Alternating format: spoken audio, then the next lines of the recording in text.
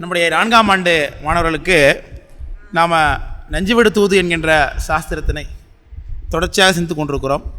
அதில் சென்ற வகுப்பில் 90வது கண்ணியிலிருந்து தொடங்கி சில வரியில் நிறுத்தியிருந்தோம்.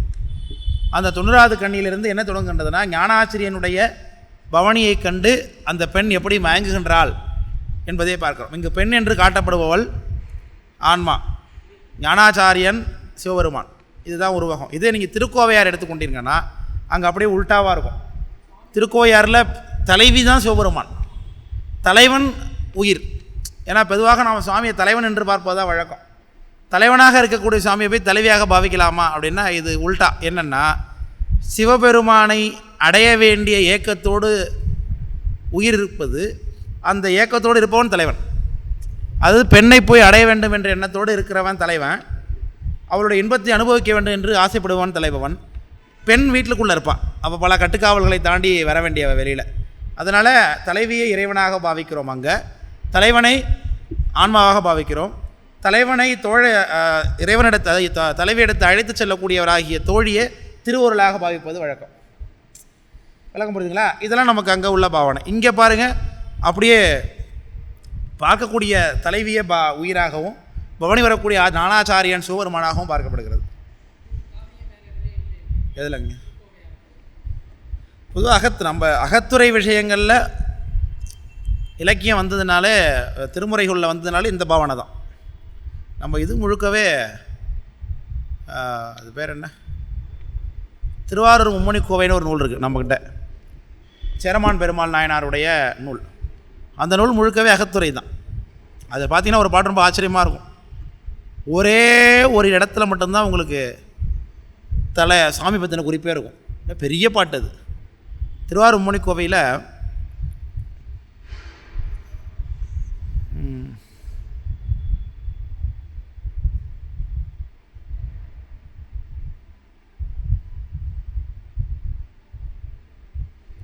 முதல் பாட்டே ரொம்ப அற்புதமான பாட்டு, திருவாரூர் மும்மணி கோவை. நான் சொல்கிறது 11ஆம் திருமுறையில் உள்ள பாட்டு அது.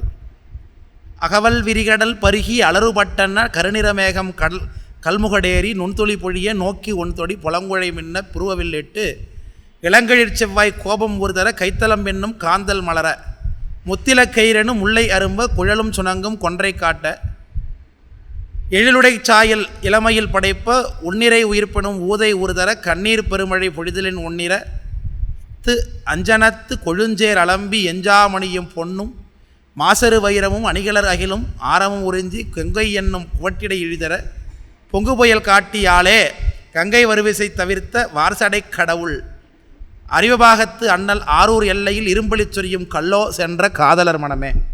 இதுதான் பாட்டு. இந்த பாட்டில் என்ன கருத்து இருக்குன்னா, தலைவியை பற்றின வர்ணனை தான் முழுக்கவே. அவள் அப்படி இருக்கா, எப்படி இருக்கா, அந்த லட்சணத்தில் இருக்கா, இந்த லட்சணத்தில் இருக்கிறா, அந்த அழகாக இருக்கா, இந்த அழகாக இருக்கா, இப்படியெல்லாம் முழுக்க வர்ணித்து விட்டு அவள் என்ன சொல்லுகின்றா, இப்படிப்பட்டனா கஷ்டப்படுறேன். எப்படி கஷ்டப்படுறேன், அழுகிறேன் அவனுடைய பிரிவினாலே. அப்போ அவன் பிரிந்து போனவன் என்னை திரும்பி வந்து பார்க்க மாட்டானே, அப்போ அவன் மனசு கல்லாக இருக்கும் போல் இருக்குன்னா. எப்படி சார் கல்லாக இருக்குன்னா, ஆரூர் எல்லையில் சிவபெருமானுக்கு பலி போடுவதற்கு பலிபீட கல் வச்சுருக்கிறாங்களே, அந்த கல் போல் அவன் மனசு இருக்கு போல இருக்குது என்று அவன் பாடுறான். இவ்வளோ தான் இதில் திருவாரூர் பெருமான பத்திர குறிப்பு என்னது தான் இவ்வளோ பெரிய பாட்டுக்குள்ளே. அந்த திருவாரூர் பேர் எங்கள் பலி சொரியும் கல், அவ்வளோதான். மிச்சம் ஃபுல்லாக அந்த அகத்துறை இலக்கிய விஷயம்தான். இந்த இடத்துல எல்லாமே தலைவியினுடைய குறிப்பு எல்லாமே. இது அகத்துறை இலக்கியம் எங்கே திருமுறைக்குள்ள வந்தாலும் அங்கே எல்லாமே என்ன பார்க்கணும், நம்ம நேரடியாக இந்த பவனியில் பாடப்பட்டிருக்கோம். தலைவி தலைவனாக சிவபெருமானை பாவித்து இயங்குவதும் உண்டு, அது ஒரு வகை. அதுதானே வண்டரங்க புனர்கமல மதுமாந்தி படையினோடு. இங்கே ஞானசம்பந்தர் தன்னை தலைவியாக பாவித்து கொண்டு தலைவனாக சாமியை பார்க்குறார். இந்த பாடல்லாம் அகத்துறை திருக்கோவையார் மாதிரி. அங்கே தலைவி என்பவள் இறைவனாக பாவிக்கப்பட வேண்டும், தலைவன் என்பவன் ஆன்மாவாக பாவிக்கப்படுவது. இதான் வழக்கம். இப்போ சாமி பவனி வருகிறார். யார் அவர், எப்படி இருக்கிறார்? மட்ட வீழ்த்தார் வானோன் பவனி வர கண்டு வல்வினையேன் ஏனோரும் எத்துதல் கண்டு எத்தினேன். இதெல்லாம் ஆல்ரெடி சொல்லியாச்சு விளக்கம் இல்லையா? சிவபெருமான் வரும்பொழுது எனக்கு பக்தியினாலே நான் வழிபாடு இல்லை. அப்பர் சாமியை தன்னை சொல்லிக்கிறார், பக்தி இல்லாதவர் போல தன்னை சொல்லிக்கிறார். அப்பர் சாமியை பார்க்குறோம் நாம். அவர் பத்தனாய் பாடமாட்டேன் பரமனே பரமயோகி எத்தினால் பக்தி செய்கேன் என்னையின் இகழ வேண்டாம். ஆமாம், மைக் ஓடுது, காலிலேருந்து ஓடிட்டு தான் இருக்குது. பத்தனாய் பாடமாட்டேன் பரமனே பரமயோகி எத்தினால் பக்தி செய்கிற என்னை நீ இகழ வேண்டா அப்படின்னு சொல்லி நான் பக்தி செய்யவில்லை என்று தன்னை குறித்து சொல்லுகிறார். சிறுத்தொண்ட நாயனாரும் சகத்தில் நீரிடுவாரைக் கண்டு நான் நீரிடுவேன் அப்படின்னு சொல்லுகிறார். அகத்தும் புறத்தும் இகத்தும் புறத்தும் இனியாரை காணேன், சகத்தில் நீரிடுவாரைக் கண்டு யானும் இடுவேன்னு தன்னை சொல்லிக் கொள்கிறார். அப்போ நாம் சிவபெருமானை கும்பிடுவது என்பது நாம் அவருடைய பெருமை அறிந்து கும்பிடுவது என்பது சொல்லுவது அடியாருடைய பண்பல்ல. அதனால் இவர் என்ன சொல்கிறார், ஏனையோர் ஏற்ற கண்டு யானும் ஏற்றினேன்னு சொல்லுகிறார். ஏனோரும் ஏற்றுதல் கண்டு ஏற்றினேன், தான் என்னை பார்த்தான் பழையவினை பஞ்சமல கொத்தையெல்லாம் நீத்தான்னர். அப்போ குருநாதனுடைய பார்வையே நமக்கு நம்முடைய மலத்தை நீக்கக்கூடிய வல்லமை உடையதாக இருக்கிறது என்று பார்க்கிறோம். அதை நயன தீட்சை, சக்ஷு தீட்சை என்று சொல்லுவார்கள். சக்ஷுனா கண்ணுன்னு அர்த்தம், சக்ஷு தீட்சைன்னு சொல்லுவாங்க. அப்போது குருநாதனுடைய பார்வை, ஏன் குருநாதனுடைய அனுகிரகம் என்ன, நம்ம எவ்வளோ தான் கோடி கோடியாக உட்காந்து படித்தாலும் கூட சாத்திரத்தை ஓதினோருக்கு சர்க்குருவின் தன் வசன மாத்திரத்தே வாய்த்தவளம் வந்துருமே, ஆர்த்தகடல் தண்ணீர் குடித்தவருக்கு தாகம் தணிந்திடுமோ தென்னீர்மையாய் தனிச்சப்பு அப்படிங்கிறது கலெக்டர்படியார். அதனால் குருநாதனுடைய பார்வை, குருநாதனுடைய சமீபம், குருநாதனுடைய நினைவே நமக்கு முக்தியை கொடுக்க வல்லது, மலத்தை நீக்க வல்லது. குருநாதனுடைய சமீபத்தினால் நமக்கு கிடைக்கக்கூடிய தீட்சை தான் நம்முடைய சஞ்சித கண்மாவை நீக்குகிறது. குருநாதர் கொடுத்த திருவைந்தெழுத்து தான் நமக்கு ஆகாமிய வினை வராமல் தடுக்கிறது. குருநாதனுடைய சாமீபியம், குருநாதனுடைய நினைவு தான் நமக்கு பிராரத்த கண்மாவை மொழிவுபடுத்துகிறது என்று பார்க்கிறோம். அதனால் நீத்தான் நினைவு வேறு ஆக்கினான்னர். அது என்ன நினைவு வேறு ஆக்குவதில் என்றால், என்னுடைய நினைவு சிவபெருமானுக்கே ஆக்கினான். இப்போ வேறு நினைவுகள் இருந்த, உலகியல் நினைவில் இருந்த, அது என்னவா ஆகிவிட்டார், சிவபெருமானுக்குரிய ஆடியோ வருதுங்களா, ஆடியோ வருது. அப்போது ஆக்கினான். ஏத்தறிய 96 வகையில் தொக்கின் துவக்கறுத்தான் என்று சொல்கிறார். இதில் தொக்கு என்பது தோல், தோல் என்பது உடம்புக்கு ஆகி வந்து நிற்குது. 96 என்பது 36 + 60, 36 தத்துவம் 60 தாத்துவிகங்களோடு கூடிய 90. துள்ளுவர் ஐவர்கள்வர் தூணறி விளைய ஒட்டார்னு அப்பரசாமி இவர்கள் எல்லாம் சொல்லுவார். ஐம்புலன்களுடைய தொகுப்பு 96 என்று சொல்வார் அப்பரசாமி. 96 பேரோடு நான் அந்த உடம்பில் நானும் வாழ்ந்து கொண்டிருக்கிறேன் என்று சொல்லுகிறார். துவக்கறுத்தான் கண்ணூறு தேனமுதம் காட்டினான் என்று சொல்லுகிறார். அப்போ ஆனந்த கண்ணீர், அந்த ஆனந்த கண்ணீர் நமக்கு வரும், துக்கத்தினாலே வரும். துக்கத்தினாலே வரக்கூடிய கண்ணீருக்கு பெருமை இல்லை, ஆனந்தத்தினாலையும் பக்தியினாலும் வரக்கூடிய ஆறாமுதே நையாரண்ணே என்றென்றேன் ஆனரற்றி நைகின்றேனே அப்பரசாமி சொல்லுகிறார். துளும்பு கண்ணீரும் மூழ்கி அப்படின்னு சொல்கிறார்கள். மணிவாசகவர்மன் எப்பொழுது அழுது கொண்டே இருக்கிறாருன்னு பார்க்குறோம். எழுதரு மறைகள் தேரா இறைவனை எல்லில் கங்குள் பொழுதொரு காலத்து என்றும் பூசனை விடாது செய்து தொழுதகை தலை மீது ஏற துளும்பு கண்ணீருள் மூழ்கி அழுது அடி அடைந்த அன்பன் அடியவர்க்கு அடிமை செய்வான்னு துதிக்கிறாங்க. அழுது அடி அடைந்த அன்பர்னார்.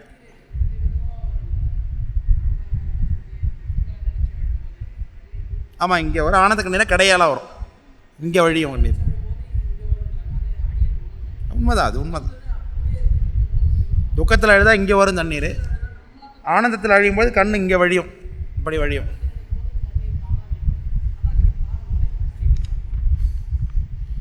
அதனால் கண்ணூறு தேனமுதம்னார். ஆனந்தம் என்னும் திருமஞ்சனம் என்று சொல்லுகிறார். என்ன சார் ஆனந்த கண்ணீர்னா சைடில் அப்படின்னு எழுதுறீங்களா?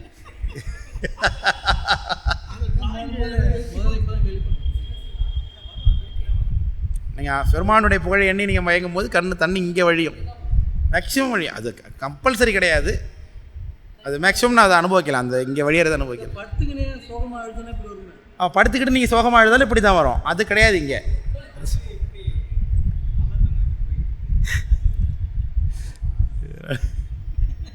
கண்ணூறு தேனமுதம்னார். அதனால் அழுதால் அவனை பெறலாமே, துன்பிலா தொண்டர் கூடி தொழுதழுது ஆடிப்பாடி ஆடிப்பாடும் அன்பலால் பொருளுமில்லை இணையாரனார்க்கே என்ற அப்பர் சாமியோட தேவாரம். அதனால் அழுது அடியடைந்த அன்பர் என்ற ஞானசம் நம்முடைய மணிவாசக பெருமானுக்கு பெயர். அது பிரிவுனாலே அழுகிறார் அவர். மணிவாசக பெருமான் அழுதது பிரிவு, அது கிட்டத்தட்ட துக்க கல்லீர் தான்.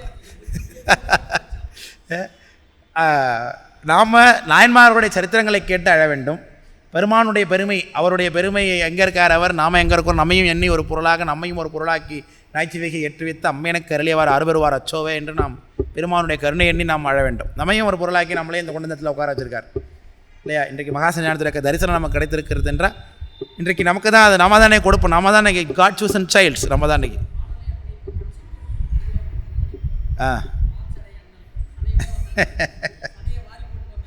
ஆமாம், அதனால் கண்ணோரு தேன் அமுதம்னார். கண்களில் வரக்கூடிய அந்த ஆனந்த கண்ணீரில் வரக்கூடிய அமுதம் இருக்கே, அந்த அனுபவம் இருக்கே, அது வேறு அனுபவத்தில் கிடைக்க அந்த ஆனந்தம் என்பது.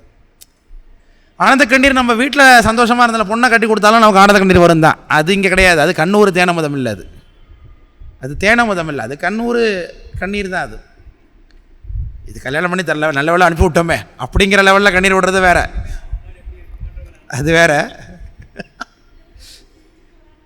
சரி, அதனால் கண் ஊறு தேன் அமுதம், உள்ளுக்குள்ளே ஊறக்கூடியதாகிய அந்த ஆனந்தத்தை கண் வழியாக அனுபவிப்பது என்று அர்த்தம். இரவாத ஆனந்தம் என்னும் திருமஞ்சனம் மாட்டி அரவானருக்கு அன்பெனும் அமுதமைப்பார் அப்படின்னு வாயிலார் நாயனார் புராணம். வாயிலார் நாயனார் புராணம். வாயிலார் நாயனார் காட்டினான் வெந்நீரும் வேடமும் பூசையுமே மெய்யென்றான். அந்த வேடத்தை கண்டு சென்ற வகுப்பில் முதலாம் ஆண்டில் ஒரு கேள்வி கேட்டார். ஐயா, எல்லாம் வேடம் வேடம்னு சொல்கிறீங்களே ஐயா, அடியார்களை வழிபாடு பண்ணணும், அடியார்களை வழிபாடுன்னு சொல்கிறீங்களே ஐயா, இந்த அடியார்கள் என்பவர்கள் யார் அப்படின்னார் ஐயா ஒருத்தர். திருவேடம் தரித்திருக்கிறவங்கள தாங்க நம்ம அடியாராக பார்க்க வேண்டும்னு சொன்னேன் அடியார். ஆனால் திருவேடம் தரித்திருக்கவங்க எல்லாரும் அடியாரை போல் நடந்து கொள்ளவில்லை ஐயான்னார் அவர். அடுத்த கேள்வி கேட்டார்.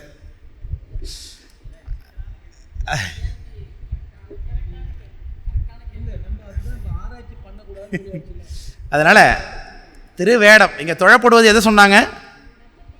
வேடமும் பூசையுமே மெய்யென்றான். இங்கே நீங்கள் தொழ வேண்டியது வேடத்தை. நான் அவர்கிட்ட சொன்னேன், ஐயா நீங்கள் கேட்குறது கேள்வி சரி போல தோணலாம். அடியவர்களை நாம் கும்பிட வேண்டும், அவர்களை சிவமாக பாவிக்க வேண்டும். அவர்கள் சிவத்தை நினைப்பிக்கிறார்கள். அவர்கள் அணிந்து கொண்டிருக்கக்கூடிய திருவேடம் துராட்சமும் திருநீரும் நமக்கு சிவத்தை நினைப்பிக்கிறது. அந்த திருவேடத்தை அடியவர்கள் ஒய்யும் பொருட்டு சிவபெருமானே கொடுத்திருக்கிறார்.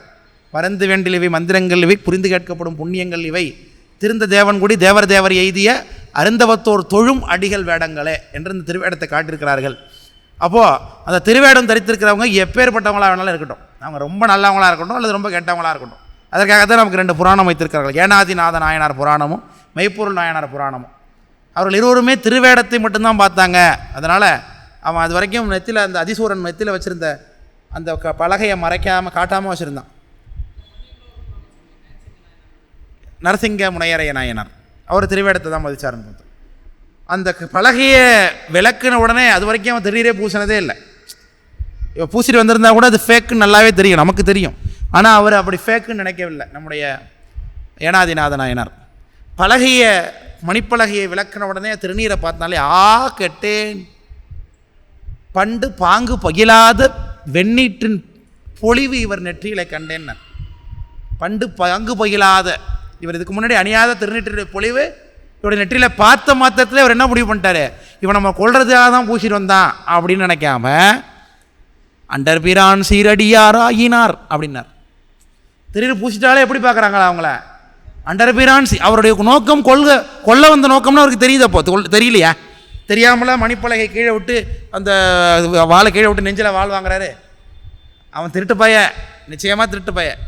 ஆனாலும் இப்போ வந்திருக்கிறது திருவேடத்தில். அதனால் வேடத்துக்கு தான் அங்கே மதிப்பு.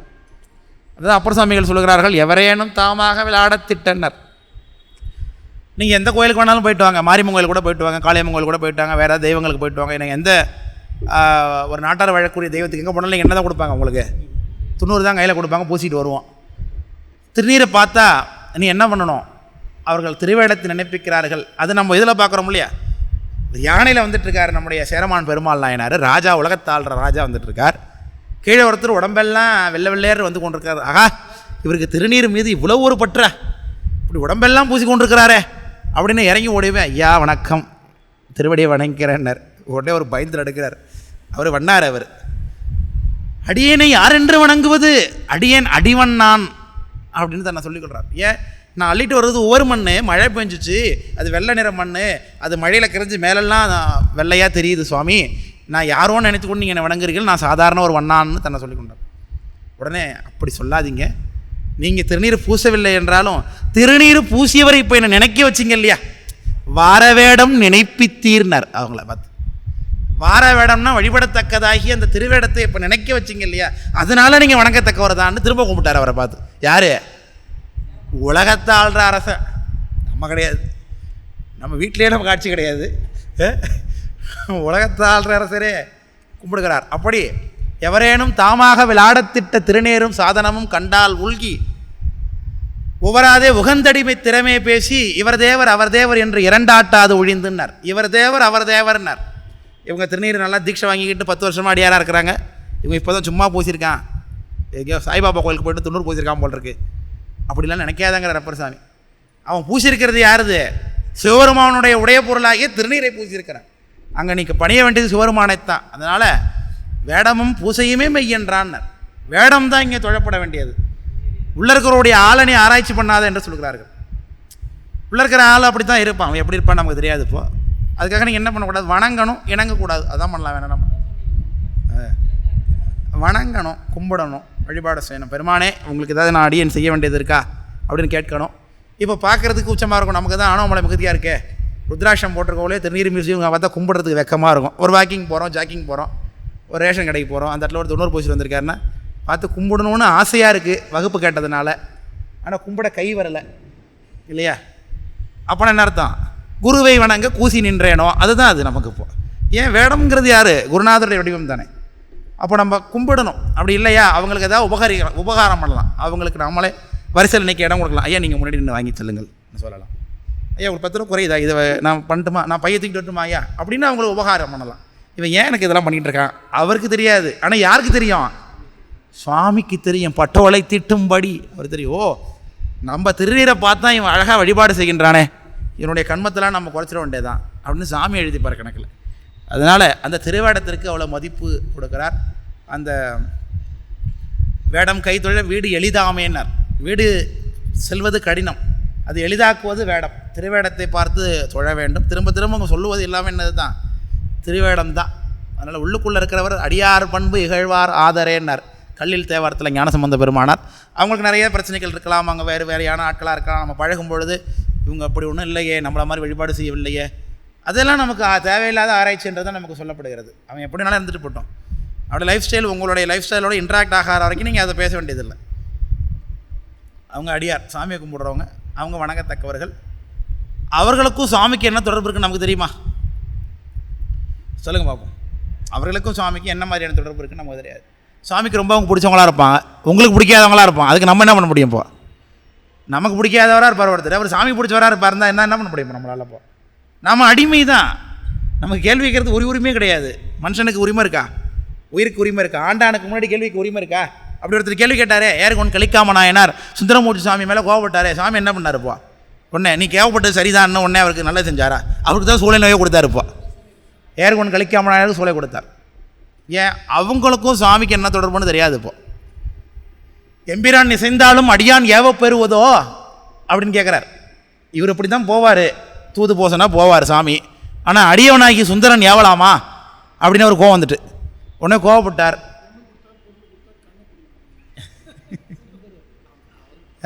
அப்போது இந்த இடத்துல அவர் அடியார சாமி மேலே உள்ள அன்பு, சாமிக்கு உள்ள விஷயத்தினால அடியாரை இகழ்ந்தார். ஆனால் வந்தது யாருக்கு? இவருக்குத்தான் வந்தது நான் பார்த்தேன். அதனால் எக்காரணம் கொண்டும் திருவடி பிழைக்கக்கூடாது, அடியார்கிட்ட இடர்படக்கூடாது, அடியாருக்குடைய கோபத்துக்கு ஆளாகக்கூடாது, அவங்களுடைய மன கஷ்டத்துக்கு ஆளாகக்கூடாது. முக்கியமாக அவங்கள உபசரிக்கிறோங்கிற பேரில் அவங்கள போட்டு தொந்தரவும் பண்ணக்கூடாது. அது ரொம்ப முக்கியம். அவங்களுக்கு என்ன வேணுமோ அதை கொடுக்கணும், அவங்க என்ன வேணாங்கிறதே அதை விடுக்கணும் இல்லையா? இதுதான் நல்லாயிருக்கும், இதை சாப்பிடுங்க, இதை பண்ணுங்க, இதை செய்யுங்க, அதை செய்யணும் போட்டு கட்டாயப்படுத்தக்கூடாது. உபசாரணங்கிற பேரில் நம்மளை போட்டு டார்ச்சர் பண்ணுறாங்க சில இடங்களில்.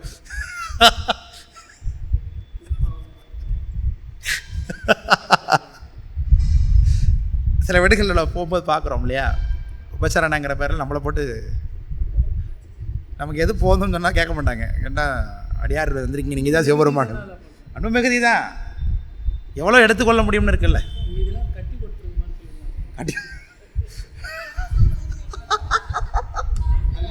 அதான் சொல்கிறார் இவருப்பா, நீங்கள் வேலை கட்டி கொடுத்துருக்க எடுத்துகிட்டு போயிட்டு கேட்கலாமா? அதனால் இப்போ நமக்கு தேவையானது என்னென்னா வேடம், வேடமும் பூசையும்னர். அதனால் திருவேடத்தை நாம் சிவருமானாக பாவிக்க வேண்டும். சிவருமானின் அதான் சொல்கிறார், வார வேடம் நினைப்பி தீர்னர். வாரம்னா வழிபாடு, வாரமாய் வணங்கவே வல்வினைகள் மாயுமின்னர். வாரம்னா வழிபாடு, பாட்டுன்னு அர்த்தம் இருக்குது. அடுத்தது பூசை மெய் என்றான். பூசைன்னா என்ன? சிவருமானை பூசிப்பது.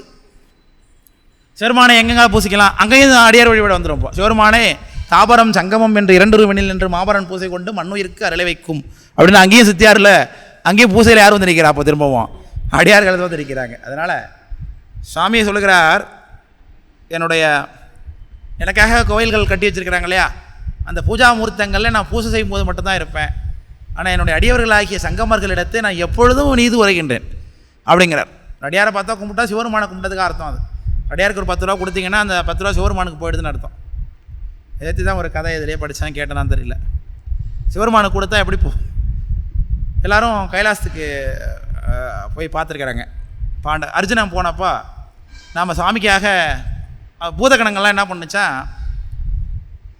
இந்த சாமிக்கு அர்ச்சனை பண்ணுறாங்களே, பூஜை பண்ணுறாங்க இல்லையா, பூக்கள்லாம் பூ தழை இலை தழை எல்லாம் அர்ச்சனை பண்ணுறாங்க இல்லையா, பத்திர புஷ்பம். நம்ம இங்கே சிவலிங்கத்துக்கு அர்ப்பணம் பண்ணுற, நம்ம பூஜையில் அர்ப்பணம் பண்ணுற இலை தழையெல்லாம் எங்கே போதான்? கைலாசத்தில் போய் சாமிக்கிட்ட விழுதான். நம்மளுடைய லிங்கத்தில் நம்ம பண்ணுற இந்த பூஜை எங்கே போய் விழுது? சாமி ஸ்தலத்தில் போய் கைலாசத்தில் விழுது. அதையெல்லாம் பூதகணங்கள் வாரி கொண்டு வந்து வெளில கொட்டுது. கூடையில் அள்ளிட்டு வந்து வெளில கொட்டிகிட்டு இருக்குதான். அப்போ அர்ஜுனன் ஒரு தடவை போயிருந்தப்போ அர்ஜுனன் பார்த்தானா, எல்லாம் இது யாருடைய பூஜைன்னு சொல்லி கொட்டுறாங்களே, நம்ம பூஜை பண்ண பூலாம் வருதா அப்படின்னு பார்த்துட்டு இருந்தானா. இது சகாதேவம் பண்ணது, இது பண்ணது, நம்ம தான் பெரிய பூசகர் அப்படின்னு நினைத்து கொண்டு இவன் ரொம்ப பார்த்துட்டு இருந்திருக்கிறான். நம்ம பூஜை பண்ண பூலாம் வருதா, எவ்வளோ வருது. அப்போது பெரிய பூ ஒன்று, பெரிய பூ, பெரிய கூடையா பூதகணங்கள்லாம் ஒரு 10 சேர்ந்துக்கு வந்து தள்ளாடி தூக்கிட்டு வந்திருக்கு. பூக்கள்லாம் தூக்க முடியாமல் தூக்கி அவ்வளோ வேலை நடந்துகிட்ருக்கு. இவ்வளோ பூ போட்டு அர்ச்சனை பண்ணிடுறாங்க. யாருன்னா பீமன் அப்படின்னு இருக்கிறாங்க. பீமனுடைய பூஜை பூலாம் அதெல்லாம்னார். எப்போ பார்த்தாலும் சாப்பிட்டுக்கிட்டே இருக்கான், எப்போ பார்த்தாலும் தூங்கிக்கிட்டு இருக்கான். அவன் பண்ண பூஜை எப்படிங்க இவ்வளோ பூ வந்துச்சு? அவன் நான் பண்ணுற நேரத்திலோட உட்காந்து பூஜை பண்ணதே கிடையாது அப்படின்னா அவன் என்ன செய்வானா, எங்கேயாவது பூ இருந்ததுனால அழகான பூ சாமிக்கு உரியதாக இருக்குது, இது சிவார்ப்பணம்ன்றான உடனே அந்த பூ உடனே அது சாமி இந்த பூஜை. எங்கேயாவது பூவை பார்த்தாலே அப்போது நீ வெளியில் செய்யக்கூடிய புறப்பூசையை விட எது ரொம்ப முக்கியங்க? அகப்பூசை. எப்பொழுதும் சாமி நினைத்து கொண்டே இருக்க வேண்டும். நித்தாலும் பூசை செய்ய வேண்டும், நினைப்பினால் செய்ய வேண்டும், அக வழிபாடு செய்ய வேண்டும். சாமி மனசுக்குள்ளே நம்ம காலையில் எழுந்திரிச்சு குளிச்சுவிட்டு பெட்டியை திறந்து பூஜை பண்ணி வச்சுட்டு, பெட்டியை திறந்தா கிருஷ்ணன் பிறந்தான்னு ஒரு விடுக சொல்லுவாங்க ஊரில். அதுமாரி பொட்டியை திறந்தோமா, சாமியை வச்சு குளிப்பாட்டினோமா, திரும்பி மூடி உள்ளே வச்சோமா, அதோட அடுத்த காரியத்தை பார்க்க போனோமான்னா அது பூஜை கிடையாது. குற்றொரு வரை கூரை கொண்டு கொலைகள் சூழ்ந்த கலவெல்லாம் சொற்றொருவரை செய்த தீமை இம்மையே வரும் திண்ணமே புற்றருடைய புண்ணியன் எந்தை புறம்பையும் தொழ போதுமே மற்றொருவரை நினைப்பிலேன் மறவாது எழுமட நெஞ்சமேன்னு ஒரு பொழுது கூட பெருமானை நாம் மறக்காமல் நினைத்து கொண்டிருந்தால் அதுதான் பூசை. பூசைனா அதுதான். நம்ம உட்காந்து பறத்திக்கிட்டு செம்பினால் ஒரு பாட்டு கூட பார்த்தோமே, அன்றைக்கி ஒரு சித்தர் பாட்டு ஒன்று பார்த்தோமே, செம்பினால் பாத்திரங்களை பருப்பு வச்சுக்கிட்டு நீங்கள் செய்கிறதுலாம் பூசையா அப்படின்னு கேட்டார். அதனால் பூசை என்பது அகப்பூசையாக இருக்க வேண்டும். பெருமானை நினைப்பதே பூசை. மறவாமையால் அமைத்த மணக்கோயில் நரத, மறவாமையால் அமைத்த மணக்கோயில் உள்ளுறுத்தி உறவாதினை ஒளிவிளக்கு சுடரேற்றி இரவாத ஆனந்தம் என்னும் திருமஞ்சனம் மாட்டி அரவானருக்கு அன்பெனும் அமுதமைத்தார் அப்படிங்கிறது மணக்கோயில் வழிபாடு செய்த வயலார் நாயனாருடைய புராண பாட்டு. பெருமானுக்கு எப்படி சார் கோயில் கட்டுறதுன்னா மறக்காமல் இருக்கிறது தான் கோயில். நினைப்பவர் மனம் கோயிலாக கொண்ட அம்பலத்து நிறுத்தன் அப்படின்னார் அப்பர் சாமி. அப்போ உள்ளம் பெருங்கோயில் ஊனுடம்பு ஆலயம் நரது. உள்ளம்தான் பெருங்கோயில். பெருமானை நினச்சாலே கோயிலாகிடும். உள்ளே வந்துட்டார். எப்போ நினச்சா அவர் இருக்காருன்னு அர்த்தம். இப்போ ஒரு நினப்பில் இப்போ யார் இருக்கான்னு கேட்குறோம். நான் இந்நேரம் நினச்சி கொண்டு இருந்தேன்னா அப்போ அவங்க மனசுக்குள்ளே இருக்காங்கன்னு அர்த்தம். சிவபெருமான் நினச்சா யார் இருப்பா? சாமி இருப்பார். அப்போ உள்ள என்ன ஆகிடுது? அது உடம்புப்பா உள்ளம் கோயிலாகிடுது. அப்படி எப்போதும் இடையராது பூசத்து கொண்டே இருக்க வேண்டாம். அதனால தான் அப்பர் சாமி சொன்னாங்க, மண்பொருந்து என்ன டெய்லிக்கும் சொல்கிற அந்த பாட்டு வர மாட்டேது பாருங்கள். மண்பொருந்தி வாழ்வோருக்கும் ஆதிர்த்த வேதியர்க்கும் இன்பொருந்தம் தேவருக்கும் வீடு பேராய் நின்றானே பண்பொருந்த இசைபாடும் பழனஞ்சேரப்பனை கண் பொருந்தும் பொழுதத்தும் கைவிட நான் கடவேனோன்னார். கண் பொருந்தும்னா கண் இமை பொருந்த நேரத்தில் கூட சாமியை மறக்கக்கூடாதுங்கிறார். அதுதான் பூசை. பூசைனா உட்காந்துட்டு ஸ்தாபரம் தந்திதோறும் சாபரம் நிறுத்தி வழிபாடு செய்கிறது அதுவும் பூசை தான். அது இல்லாமல் கிடையாது. அது புறப்பூசை வேணும். அதுதான் நம்மளை உலகத்தில் நிறுத்தி வைக்கும். எது? மண்பொருந்தி வாழ்பவருக்குமா? அது திருப்பழனம். திருப்பயணத்தில் முதல் சொல்மாலைங்கிற அந்த சொல்மாலை பயில்கின்ற குயிலினங்கால் அந்த தேவாரத்தில் 5வது பாட்டு. சிவபூஜை பண்ணுறவங்க சுவாமியை பெட்டியிலேருந்து திறந்து எடுக்கும் பொழுதும் திரும்பி பெட்டிக்குள்ளே மூடி வைக்கும்போது இந்த பாட்டை சொல்லி தான் நம்ம செய்வது. மகாசன்னிதான சிவபூஜை தீட்சை கொடுத்தாங்கனாலே அப்போ இந்த பாட்டை சொல்லி தான் நமக்கு கொடுப்பாங்க. 2 பாட்டு சொல்லுவாங்க. கண்ணுக்கு இனிய பொருளாகி என் கரத்தில் வந்தாய் விண்ணும் பறவைடும் அற்புதமே என்ன வெஞ்சது தான் அப்படின்னு சொல்லிக்கிறார் இல்லையா, அந்த பாட்டு நமக்கு கையில், அதுவும் சிவபூஜைக்குரிய பாடல்.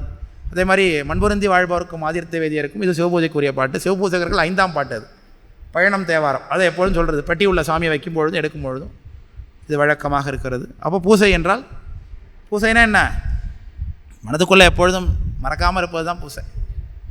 பெருமானுடைய நினைப்பு எப்பொழுதும் நமக்கு நீங்கக்கூடாது மனதுக்குள்ளே இருந்து. அதனால் நான் சட்டை மறக்கினும் உன்னை எப்போ மறக்கும், உயிர் போனால் தான் மறக்கும், அது வரைக்கும் நான் மறக்கக்கூடாது சாமியன்னர். ஒருவேளை நான் மறந்தாலும் நீ என்ன மறந்துடாதங்கிறார். அப்போ நம்ம அவரை நாம் மறந்துடுவோம் தான். திடீர்னு மயக்கம் போட்டு விழுந்துட்டா அப்போ நமக்கு என்ன சாமியை நினைக்க மனத்துக்கிட்ட மயக்கம் போட்டு விழ போகிறோம்ப்பா, இன்னும் போகிறோம் அந்த பிள்ளைகளும் போதே தலை மயக்கம் போட்டு விழுதாச்சு. இப்போது நல்லா இருக்கும் போதே தான் மறந்துடுறோம். இப்போ மயக்கம் வந்தால் என்னப்பா கேடு, நல்லாவே மறந்துடுவோம்.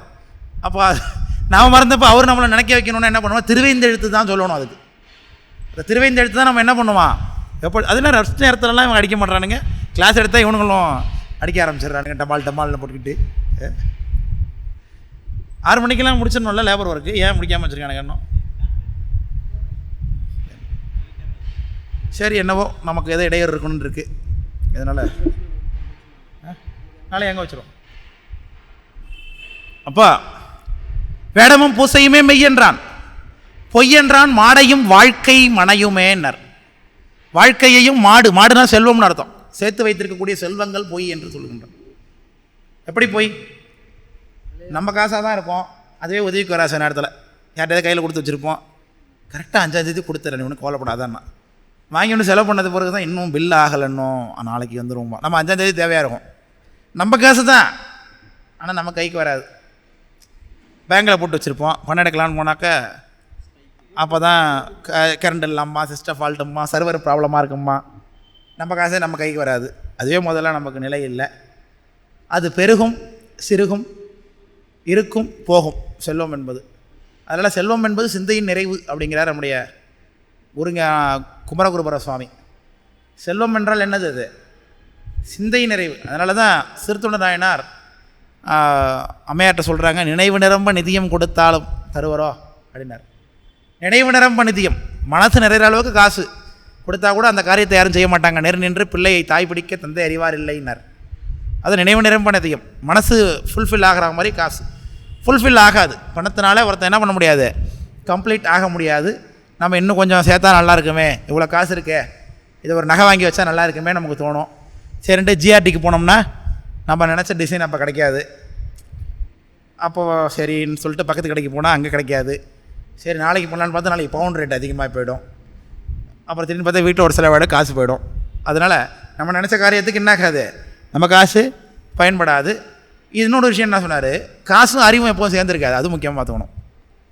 பணமும் அறிவும் சேர்ந்துருக்காது. அறிவுக்கும் பணத்துக்கும் எப்பவும் பகை தான். அதிகமாக காசு இருந்ததுன்னா அறிவு என்ன இருக்கும், அவங்களுக்கு கொஞ்சம் கம்மியாக தான் இருக்கும் செயல்பாடு. அறிவுங்கிறது இந்த இடத்துல அப்படித்தான் அடியவர்களுக்குத்தான் அப்படி இருக்கும். அடியவர்கள் பார்த்திங்கன்னா சிவஞான செல்வர்களாக இருப்பார்கள். அவர்கள் செல்வமும் சாமி கொடுத்துருப்பார். அப்பேற்பட்டவர்களால் தான் பல கோயில்கள் புறக்கப்படுகிறது அப்படின்னு இருக்கிறாங்க. ஆனால் உலகில் பார்த்தோன்னா அப்படி ஒன்றும் இல்லை. அதனால் மாடு அப்படின்பது நிலையற்றது, செல்வம் என்பது நிலையற்றது. அது எப்பொழுதுமே நம்மகிட்ட இருந்து நீங்கிறதுக்கு வாய்ப்பு இருக்குது, போய்விடும். அது நிலையற்றது. திடீர்னு வரும், திடீர்னு போயிடும். ஏன் வந்தது நமக்கும் தெரியாது, ஏன் போனதுன்னு அதுக்கும் தெரியாது. அப்படிப்பட்டது வாழ்க்கை என்பது. துன்பமிக்க வாழ்க்கையை, இந்த வாழ்க்கையை துன்பமிக்க வாழ்க்கை என்று சொல்லுகிறார். காலையில் எழுந்தும் பொழுதே காலை மலமோடு கடும்பகல் பசினி சீன்னு சொல்லுகிறார் மணிவாசக பெருமானார்.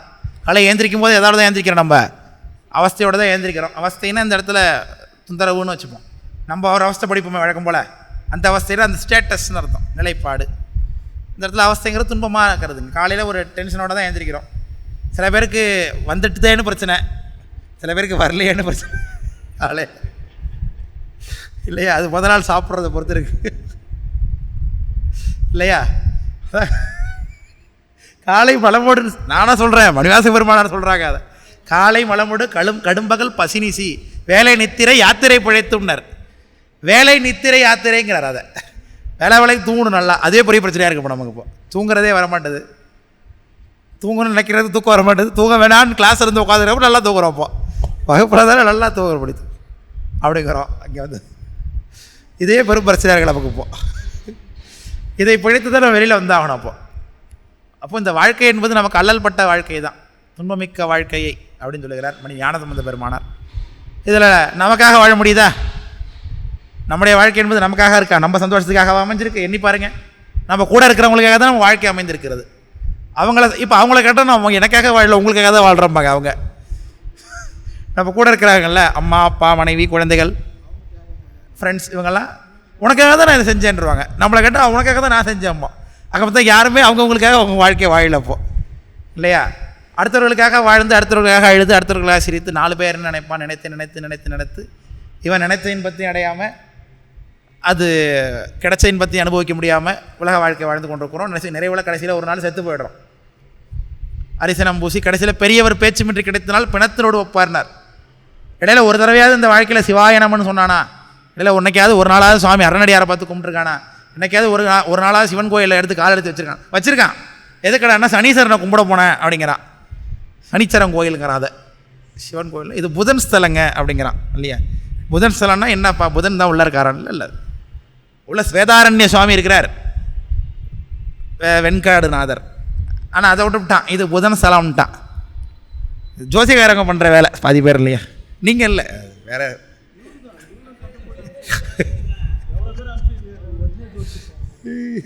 இல்லை அது அந்த ஸ்தலத்துக்கு சென்றால் நம்ம அந்த அந்த கிரகங்களால் ஏற்படக்கூடிய தோஷங்கள் நிவர்த்தி ஆகுது தான்.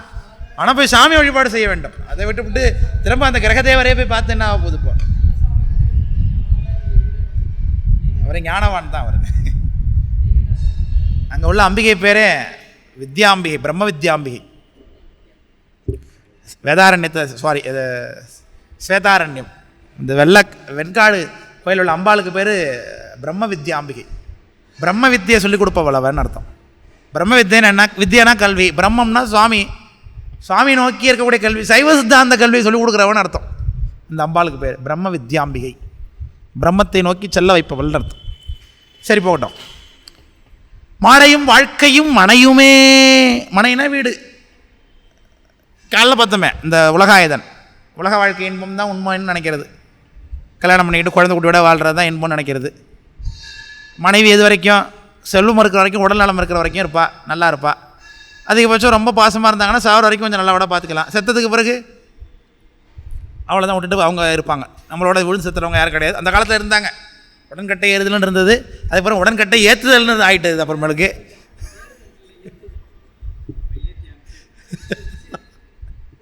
இப்போ யாரும் நமக்காக தந்த எத்தாயர் எத்தந்த எச்சுற்றத்தார் எம்மாடே சும்மாடம் எவர் நல்லார் செத்தால் வந்து உதவுவார் ஒருவர் இல்லை சிறுவிரகால் தீங்குட்டி செல்லாடிருப்பார் சித்தாய வேடத்தார் நீடு பொன்னி திரு ஆனைக்காவுடைய செல்வா தன்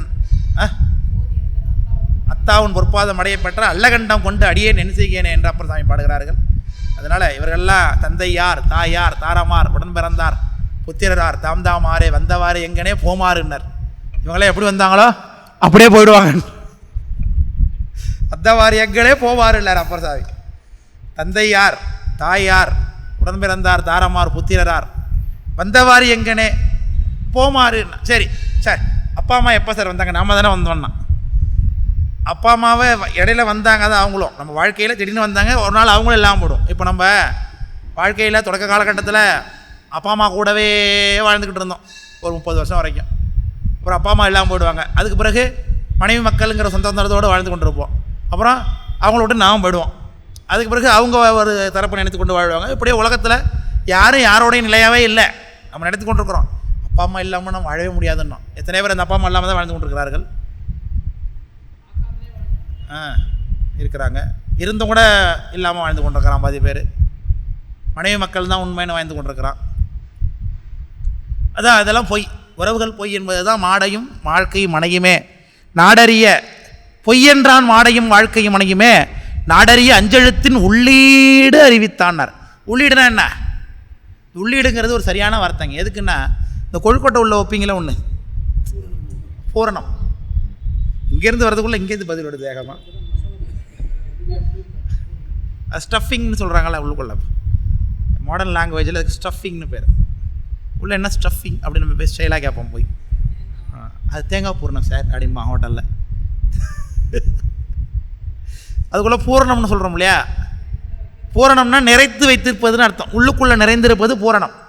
வியாபியத்துக்கு பேர் தான் பூரணமாக உள்ளே இருக்கிறதுன்னு அர்த்தம். அதுக்கு சரியான தமிழ் சொல் உள்ளீடுன்னு அர்த்தம். உள்ளீடு. இன்னும் எங்கள் ஊரெல்லாம் பார்த்தீங்கன்னா கலோக்கியல் லாங்குவேஜில் ஈடு என்னன்னு தான் கேட்பாங்க. ஈடு தயார் பண்ணிட்டியான்னு கேட்பாங்க. உள்ளே வைக்கக்கூடிய அந்த பூரணம்னு சொல்லணும் இல்லையா, இந்த கடலப்பருப்பு தேங்காய் அதுவும் உண்டு. இட்லி எத்தனை ஈடு அப்படின்னு கேட்பாங்க. ஈடுன்னா பயன்னு அர்த்தம். அந்த இடத்துல உள்ளே இருப்பது எத்தனை உள்ளீடு வெளியீடு, அதான் இன்புட் அவுட்புட்னு சொல்லுக்கிறோம் இல்லையா. அதுக்கு தமிழ் சொல்ல உள்ளீடு வெளியீடு. அவுட்புட்னா வெளியீடு, இன்புட்னா உள்ளீடுன்னு அர்த்தம். அந்த உள்ளீடு இந்த இடத்துல திருவைந்தெழுத்தினோட உள்ளீடு என்ன சார் அப்படின்னா, திருவைந்தெழுத்து என்பது பார்ப்பதற்கு வெளியில் 5 எழுத்துக்களாக தோன்றும், உள்ளுக்குள்ளே 5 பொருட்களை கொண்டிருக்கிறது. அதனால தான் அந்தியும் நண்பகலும் 5 பதம் சொல்லினார் சுந்தரமூர்த்தி சுவாமி. 5 சொல்லின்னு சொல்லலை, 5 பதம் சொல்லி. 5 பதம்னா ஒன்று ஒரு சொல்லுன்னு அர்த்தம். சி ஃபார் சிகரம் சிவாய நம, அதில் இருக்கிற ஒரு சிகரம் சிவனை குறிக்கிறது. அப்போ திருவருளை குறிக்கிறது. ஐயா ஆன்மாவை குறிக்கிது. ந திருவதானம்பலத்தை குறிக்கிது, ம ஆனம்பலத்தை குறிக்கிது. இது நம்ம ஆல்ரெடி உண்மையிலக்கம் முதலான சாஸ்திரங்களில் படிச்சிருக்கிறோம். இதுதான் திருவேந்தெழுத்தினுடைய உள்ளீடு. அது சிம்முதலாக ஓதின் நம்முதலாக ஓதின்னு திருவற்பயனில் படிப்போம். சிகரம் முதலாக ஓதுவது என்பது சிவய, சிவத்தையும் அம்பாளையும் முன்னிட்டு வைத்து கொண்டு உயிரை பின்னாடி வைப்பது. நகர மகரத்தை கடைசியில் வச்சுடுறது, அது திருவாதானமலமும் ஆனவமலமும். நகரத்தையும் மகரத்தையும் முதல்ல வைக்கிறோம். நாம சிவாயன்னு ஓதனோம்னா முதல்ல எடுத்தோன்னே என்ன இருக்குது இப்போ இங்கே, திருவாதானமலமும் ஆனவமலம் இருக்குது. அடுத்து உயிருக்கு கடைசியில் தான் சாமி அம்பாள். அப்போது சாமி அம்பாளை இவங்க பின்னாடி தான் போட்டுருவாங்க. உலகியல் போக்கத்தை கொடுக்கக்கூடிய மந்திரம் அது நம சிவாய என்பது என்று பார்க்குறோம். அதனால் சிவாய சிம்முதலா ஓது அப்படின்னு சொல்லுகிறது நம்முடைய சாஸ்திரங்கள். இன்னும் மேலே போகும்பொழுது ஞானதீட்சை முதலியவை கொடுக்கப்படும் பொழுது அதில் அந்த நகர மகரமே இருக்காது. உங்களுக்கு முழுக்க சிவ ய சிவ இதாக இருக்கும். சிவய சிவ சிவய வசி இப்படி தான் இருக்கும் மந்திரம். அது முழுக்க உயிரை சுற்றி சுவாமி அம்பாளும் தான் இருக்கிறாங்கன்னு அர்த்தம். யகரம் என்பது 8ம் 2 மானலிங்கம் அப்படின்னு உண்மையில கொஞ்சம் சொல்லும். ஞாபகம் இருக்க 8ம் 2 மானலிங்கம். ஆமாம், 8 + 2 10 தமிழில் குறிக்கக்கூடிய எழுத்து யகரம். அதனால் யகரம் என்பது உயிரை குறிக்கக்கூடிய சொல் என்று அர்த்தம். அதை 8ம் 2 மானலிங்கத்தை அப்படின்னு சொல்லுகிறார். உயிராகிய லிங்கத்தில் சுவாமி இருக்கார் முதல்ல. அது ஆன்மலிங்கம், ஆத்மலிங்கம், ஆன்மார்த்த பூஜை என்று சொல்லுகிறோம். அதே தான் 8ம் 2 மரியாதை என்னை பட்டிமண்டபம் வேட்டினை ஏற்றினேன்னு பாடுற சிறுவாசகத்தில். 8ம் 2 மரியாதை என்னென்னா உயிரோடைய தன்மை அறியாத என்ன, என்னுடைய தன்மையுமே எனக்கு முதல்ல தெரியாது, என்னை கொண்டு போய் மேலே ஏற்றி வச்சிருக்கார் அப்படின்னு அர்த்தம். அது மணிவாசக பெருமான் தன்னை சொல்லுகிறார். அவர் இருக்க என்னை ஆண்டான்னு, அடியார்கள்லாம் இருக்கிறாங்க அவங்கள விட்டுவிட்டு என்னை வந்து ஆண்டானே அப்படின்னு சொல்லுகிறார் அவர். அது அவருடைய பக்குவம். அதனால் நாமளாக தான் முன்னாடி போய் நிற்போம். யாருக்கும் கீழாமடியன்னு தன்னை சொல்லிக் கொள்கிறார் இல்லையா. அப்போது அஞ்செழுத்தின் உள்ளீடுங்கிறது அது திருவைந்தெழுத்து. அப்போது அதை தான் உடையால் உந்த நடுவிருக்க உடையால் நடுவுள் நீரித்து அடியே நடுவுள் இருவீரும் இருப்பதானால்னார். அதுதான் சிவய வசி அப்படிங்கிற மந்திரம். நடுப்புற எண்ணெய் வச்சு நீங்கள் 2 பேரும் 2 பக்கமும் இருக்கணும் அப்படின்னு அர்த்தம். சிவய வ சிவய சிவ சிவ சிவ.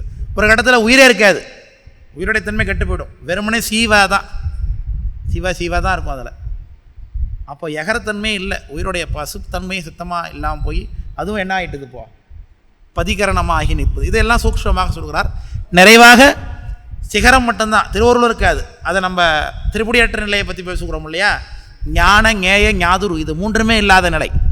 அந்த இடத்துல நாம் சிவபெருமான் மட்டும்தான் இருப்பார். அதுதான் திருப்படியற்ற நிலை என்பது. என்ன, சிவபெருமான் என்கின்ற அனுபவம் மட்டும்தான் இருக்கும்.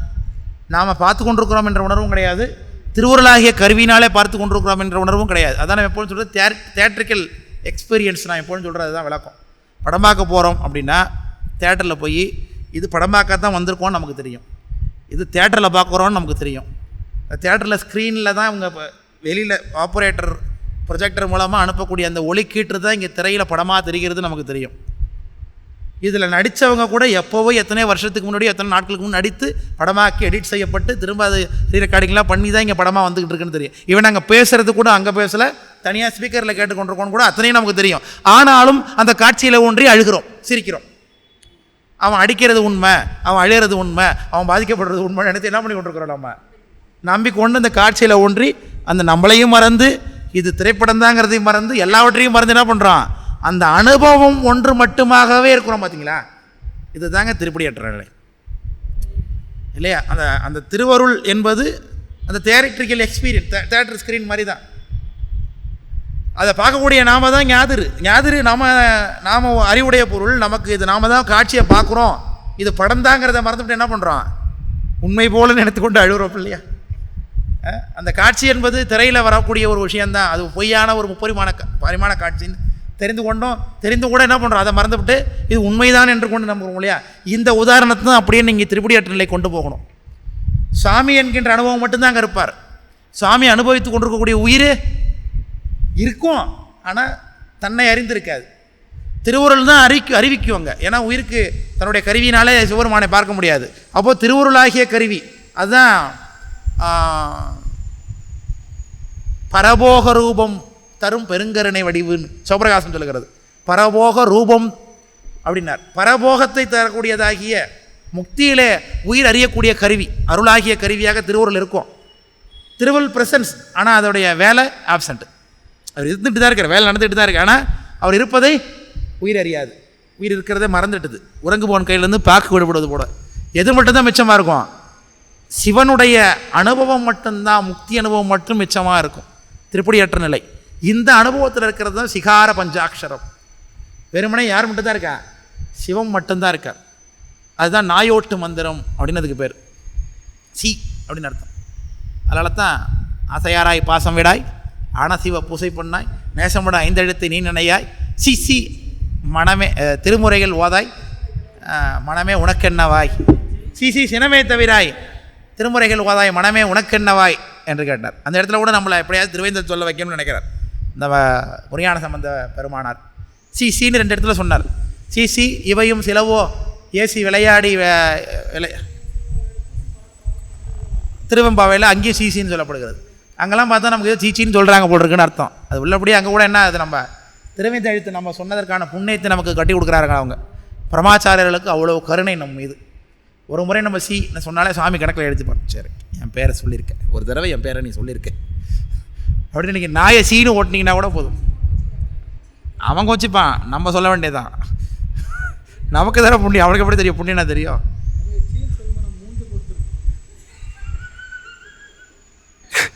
அதனால் நீ சீனு சொல்ல வேணாம், ஏன் விட்டுருங்க, சிவாய என்ன பண்ணி சொல்லிட்டு போயிடுங்க பார்த்து. அதனால் அஞ்செழுத்தின் உள்ளீடுனா அதுதான். திருவேந்தெழுத்தினுடைய உள்பக்கம் என்ன அப்படிங்கிறத சொல்லுகிறார். ஐந்தெழுத்தின் உள்ளீடு அறிவித்தான், அஞ்செழுத்து நெஞ்செழுத்தி நேயமயல் ஆக்கினர். திருவேந்தெழுத்து உள்ளுக்குள்ளே அழுத்துதல்னா பழக்கப்படுத்துறதுன்னு அர்த்தம். பழக்கம் தவிர பழகுவது என்பனே உழப்புவது என்று என்பனே உந்திபரன் இருக்கு இல்லையா? பழக்கத்துக்கு படுத்த வேண்டும் எல்லாவற்றையும். அதான் வழுக்கி வீழும் என் திருப்பெயர் அல்லால் மற்றொன்றும் நான் அறியேன் அப்படின்னு சொல்கிறார். வழுக்கி விழும்பொழுது கூட அம்மா அப்பான்னு விழக்கூடாது. நாம் அப்போ கூட சிவ சிவ சிவ சார் எப்படி சார் ஐயோன்னு விழணுமா சார்னு கேட்காதீங்க. அடுத்தது எப்படி விழணும்? சிவ சிவ சிவ சிவ சிவன்னு விழணுமா? எப்படி சார் ஞாபகம் வரும் அந்த நேரத்தில் எனக்கு?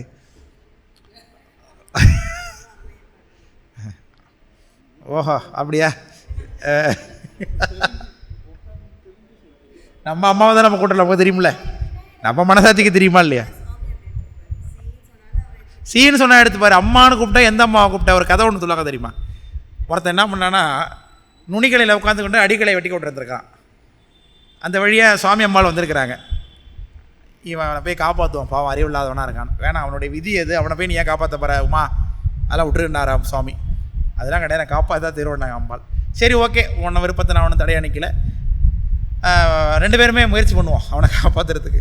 அம்மானு கூப்பிட்டா நீ போய் காப்பாற்று, அப்பான்னு கூப்பிட்டானா விழும் பொழுது நான் போய் காப்பாற்றுறேன்னு 2 பேரும் வெயிட் பண்ணிட்டு இருந்தாலாம். விழும் பொழுது ஐயோன்னு விழுந்தானாவான். இதுதான் அவருடைய விதி. வா போகலாரா சாமி. அதனால் அவன் எதை அதே மாதிரி நான் அம்மானு நம்மளை கூப்பிட்றாலும் சாமி நினச்சாதான் அது. அதனால்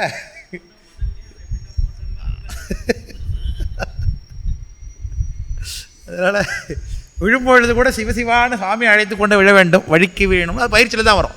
தும்மல் இருமல் தொடர்ந்த போதிலும் வெம்மை நரகம் விளைந்த போதிலும் அம்மையினும் துணை அஞ்செழுத்துமே. அம்மாவோட அதிகமாக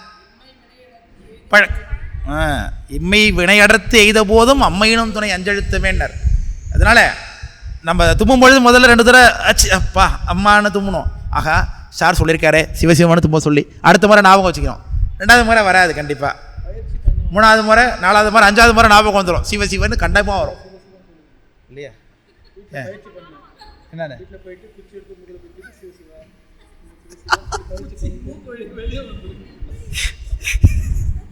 அதனால் அப்போ அஞ்செழுத்தின் உள்ளீடு அறிவித்தான், அஞ்செழுத்தை நெஞ்செழுத்தி நேயமயல் ஆக்கினர். நேயமயல்னா நேசத்தில் அந்த அன்பத்திலேயே மயக்கமாக்குவது, பெருமான் மீது மயக்கம் ஏற்படுத்துவது. அஞ்செழுத்தை உச்சரிக்கும் கேண்மை உணர்த்தி. இது அந்த திருவேந்தெழுத்தினுடைய தன்மை என்ன, அது எப்படி சொல்லணும் அப்படின்னார். நம்முடைய திருவேந்தெழுத்தை நம்ம சிதைக்கக்கூடாது முதல்ல, அதுதான் உச்சரிக்கும் கேண்மையினர். அப்படின்னு நம்ம ஜபிக்கக்கூடாது. நம்முடைய பீஜாட்சரங்கள் சிதையக்கூடாது.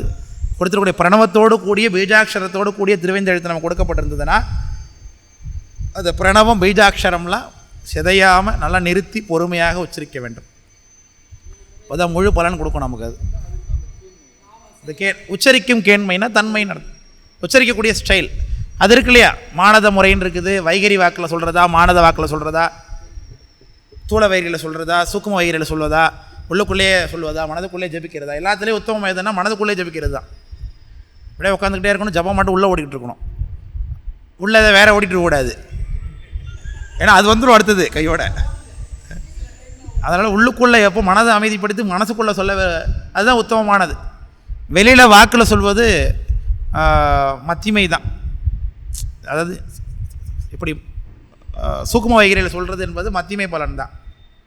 அதுவும் ஸ்தூல வைகரியில் சொன்னிங்கன்னா ரொம்ப பலன் கம்மி. ஆனால் உள்ளுக்குள்ளே மனதுக்குள்ளேயே இருந்து சொன்னோம்னா ரொம்ப அதிகமான உத்தமமானன்னு சொல்லுகிறார்கள். பலன் கம்மியாக அதிகமான போக வேண்டியதில்லை. அதுதான் அது உள்ளே வந்துடும். வாய் மூடி வாய் அசை, அது வைகரியில் தான் வரும். நாக்கு பார்ட்டிசிபேட் பண்ணிட்டனாலே வைகரி தான், வைகரி வாக்கு தான். அதனால் உச்சரிக்கும் கேண்மை உணர்த்தி அதில் உச்சரிப்பு வச்சிருக்கும் அந்த வழியாக்கினார். உச்சரிப்பு வச்சிருக்கும்னா அதுதான் இப்போ சொன்னது தான். திருவேந்தெழுத்து சொல்லி கொண்டு இருந்தோம்னா மனசில் வேறு என்னத்தையும் நினைத்து கொண்டு வாயில் மட்டும் நம்ம பழக்க தோஷத்தினால மந்திரம் ஓடிக்கொண்டிருக்கக்கூடாது. அதுக்குள்ளே திருவேந்தெழுத்த நேசமுடன் 5 எழுத்தை நீ நினையாயினார். அதை தான் திருவேந்தெழுத்து நினைக்கிறது வேறு, ஜபம் பண்ணுறதுங்கிறது வேறு. நினச்சிக்கிட்டே திருவாதார கையாலே சாகை காட்டிக்கிட்டு நம்ம செய்யக்கூடாது, அது கிடையாது. மனதுக்குள்ளேயே திருவேந்தெழுத்தினுடைய பெருமை என்ன, பெருமான் நமக்கு எப்படி கருணை செய்கிறார், இந்த வழக்கத்தில் நாம் எண்ணிக்கொண்டு பண்ணுவது தான். அதை வச்சிருக்கும் அந்த வழியாக்கி அச்சமர சென்று விளக்கு எழத்தூண்டி செஞ்சூடரின் ஒன்றி. அச்சமர சென்றுனா விளக்கு எழத்துன்னு கீழே மூலாதாரத்தில் இருக்கக்கூடியதாகிய சூடு அந்த விளக்குன்னு சொல்கிறார். அதை எழத்தூண்டி செஞ்சுடன் ஒன்றி ஒரு விளக்கின் உள்வொளியாய் நின்ற பெருவிளக்கின் பேரொளியாய் உள்ள பிரசம் மறுவும் மலர்வோல் மதித்துன்னார். அப்போ உள்ளுக்குள்ளேருந்து அந்த தண்டு கிழந்து வரக்கூடிய தாமரை மொட்டு அப்படியே கொஞ்சம் கொஞ்சமாக வந்து எங்கே மலரும்? ஹிருதயத்தில் மலரும். இதயக்கணின்னு சொல்லிக்கூடோம் இல்லையா? நம்ம சிவஞான போதத்தில் பார்த்தோமே, நாளம் அப்படின்னு ஒரு பாட்டு சிவஞான போதத்தில் 11ஆம் சூத்திரத்தில் வரும்னு நினைக்கிறேன். 11ஆம் சூத்திரத்தில்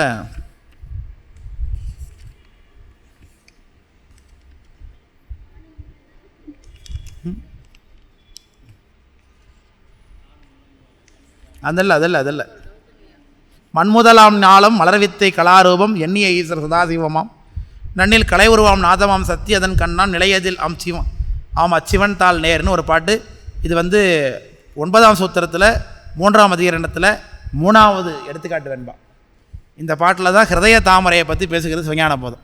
அந்த ஹிருதய தாமரை என்ன சந்தேகமா? உங்களே சந்தேகம் சொன்னீங்க இருக்குமா? பிரியா லக்ஷ்மியம்மா ஏதோ சந்தேகம், என்ன சந்தேகம்?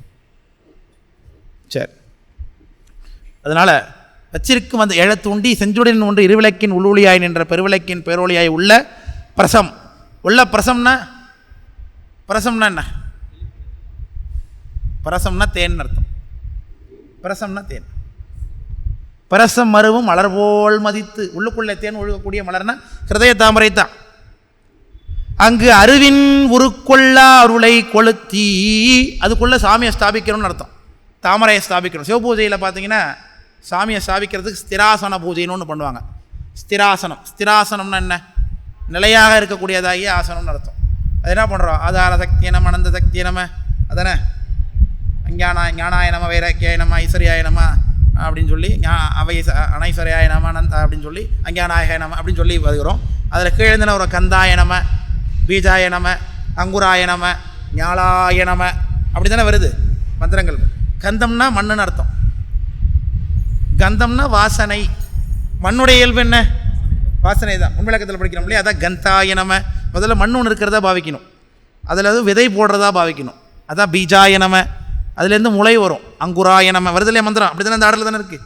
ஞாலாய நம அப்படின்னு அர்த்தம். கொஞ்சம் கொஞ்சமாக அதுலேருந்து ஒரு நாளம் வருகிறது மேலே. அப்புறம் கண்டகோப்பியோ நம அப்படின்னு அர்த்தம். அது கீழே ஒரு அல்லி இதழ் தோன்றும். அப்புறம் அதுக்கு மேலே கேசரோப்பியோ நம, அதுக்கு மேலே ஒரு புள்ளி இதழ் தோன்றும். தாளகோப்பியனே வெடிக்குதுன்னு அர்த்தம். அந்த பூக்க போகுது. அப்புறம் கேசரமா, அதுக்குள்ளே ஒரு விதை இருக்கும் இல்லையா? உள்ளுக்குள்ளே தாமரைக்குள்ளே ஒரு விதை இருக்கும். இப்போ விதையிலேருந்து உண்டானாலும் அதுக்குள்ளே ஒரு விதை, அதான் பீஜோப்பிய நம்ம. அப்புறம் கர்ணிகை. கர்ணிகைனா சுற்றி இருக்கக்கூடிய வட்ட பூ இதழ்னு அர்த்தம். கர்ணிக மண்டலம். அதுக்கு மேலே பத்மாசனம், அங்கே தான் தாமரையாக இருக்கிறது. அந்த தாமரை மேலே தாமரையுடைய இதழ்களாக ஜேஷ்டை முதலான சக்திகளை, காளியினுடைய வடிவங்களை பூசிக்கணும். ஜேஷ்டாய நம, வாமாய நம, ரௌத்ரியை நம, காளியை நம, கலவிகரண்யை நம, பலவிகரண்யை நம அப்படின்னு. கோயிலுக்கெல்லாம் போனீங்க, குருக்கள்லாம் பார்த்தீங்கன்னா, அம்பாள் கோயிலாக இருந்து நினச்சிக்க, நீங்கள் போய் அஷ்டோத்தர நாமாவளி சாத்துறீங்கன்னா உடனே அவங்களுக்கு தெரிஞ்ச ஒரு மந்திரத்தை அடிச்சு விட வேண்டியதான் சிவபூஜையில். கலவிகரண்யம், பலவிகரண்ய நம்ம, ஜேஷ்டாய நம்ம, வாமாய நம்ம அப்படின்னு அர்த்தம் பண்ணிக்கிட்டு இருப்பாங்க. அவங்கெல்லாம் தெரியாமல் போகுது இல்லை. அது எங்கே உள்ளதில் பார்த்தா இங்கே இருக்குது. சிவபூஜையில் ஸ்திராசான பூஜையில் இருக்கக்கூடிய மந்திரம் அது. அங்கே இருக்கக்கூடிய தாமரை பூவில் இருக்கக்கூடிய இதழ்களில் அந்த சக்திகள் இருக்குது. அதில் தான் நடப்புற சாமி வந்து உட்கார போகிறார். ஒரு கோயிலில் அம்பிகையை ஸ்தாபித்து வச்சுருக்காங்க சுதந்திர சக்தியாக. ஒரு காளி கோயிலுக்கு நீங்கள் போகிறீங்க, துர்க்கை கோயிலுக்கு போகிறீங்கன்னா அங்கே போய் அம்பாளுக்கு இவங்க எதை சொல்லி அர்ச்சனை பண்ணுறாங்க பாருங்கள். பரிவாரத்தில் உள்ள தேவதைகளோட பேரை சொல்லி சொல்லி அர்ச்சனை பண்ணி கொண்டிருக்கிறார்கள். நமக்கு என்ன தெரியாம போகுது அப்படின்னா அவங்களுக்கு ஒரு எண்ணம் தான் இல்லையா? அதனால் வாமாயிலம, ஜேஷ்டாயிலம, காளியிலம, ரௌத்ரியினம, திரும்பி வாமாயிலம, ஜேஷ்டாயிலம, யாருக்கு தெரிய போகுது? இப்போ என்ன கலவிகரண்ணமே, பலவிகரண்ணமே, பலவிகரண்ணமே, வசந்தலட்சுமி நாமதேப்பியம், நான் சொன்ன லக்ஷ்மி நாமலட்சுமி அப்படின்னு சொல்லிட்டு அர்ச்சனை பண்ணிட்டு இருக்க வேண்டியதா? இந்த நாமதேசியை தான் நமக்கு காதில் விழாத பார்க்குறது. நம்மளோட நட்சத்திரமும் பேரும் வந்தால் போதும் நமக்கு. இப்போ அர்ச்சனை அவ்வளோதான். கோயிலுக்கு போய் அர்ச்சனை தட்டை கொடுத்து நம்ம பேரை சொன்னால் போதும்.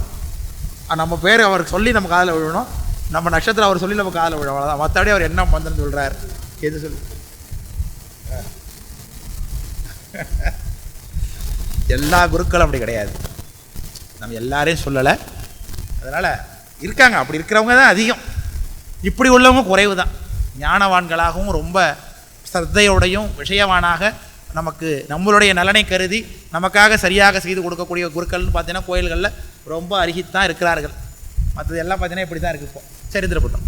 அதனால் இப்போ என்ன சொல்லுகிறார்? அந்த நாளத்தை மேலே எழுப்புவதுன்னு அர்த்தம்.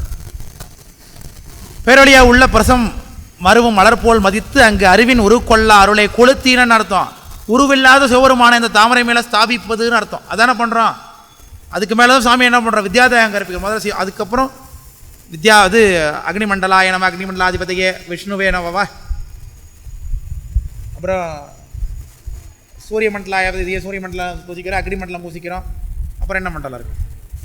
சக்தி மண்டலம் பூசிக்கிறோம். இவங்களெல்லாம் பூசித்து விட்டு அப்புறமேலுக்கு சிவாசனம் போட்டு சிவமூர்த்தி வைத்து அப்புறம் தான் சிவாய நம அப்படின்னு சாமியை அதில் கொண்டு வரோம்.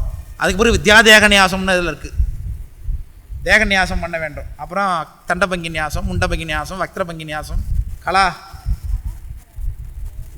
தியானம். அந்த மூர்த்தி அங்கே வருகிறதா நம்ம பாவிக்க வேண்டும்.